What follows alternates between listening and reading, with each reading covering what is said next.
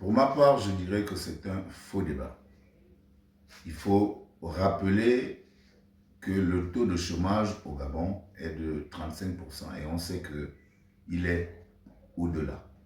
Et qu'aujourd'hui, le président de la République souhaite que les Gabonais se réapproprient un certain nombre de choses qui tendent justement à rendre la dignité à ces derniers.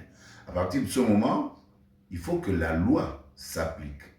Et la loi, justement, autorise dans plusieurs secteurs, favorise l'accessibilité exclusive aux Gabonais. Petit commerce, transport, alimentation, et on peut également le dire au Bénin, puisque le débat est ouvert entre le Gabon et le Bénin, justement, le marché de Danton-Point est aux mains des Béninois et des Béninoises. Les Sémidjan, transport en commun local, est aux mains des Béninois et personne ne fait état de xénophobie dans ce cadre-là. A contrario, au Gabon, 80% des stations d'essence sont aux mains des étrangers. Le marché de Montbouette, 1% à peu près, est aux mains des Gabonais. C'est inacceptable. Et même au Bénin, on ne l'accepterait pas. Donc, que la norme soit revisitée, soit rendue, je ne vois pas en quoi cela ferait du Gabon un pays xénophobe. Il faut également rappeler que nous sommes arrivés à cette situation à cause du laxisme des gouvernements précédents qui n'ont pas pris la mesure justement du chômage, de la détresse des Gabonais en mettant des textes d'application pour venir renforcer la loi.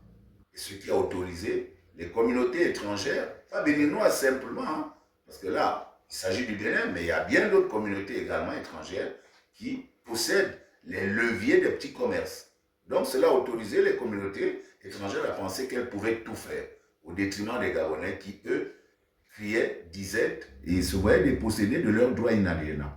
Aujourd'hui, le gouvernement ou les gouvernements qui se succèdent depuis quelque temps rétablissent l'équilibre à travers simplement le fait que la loi doit s'appliquer à tous.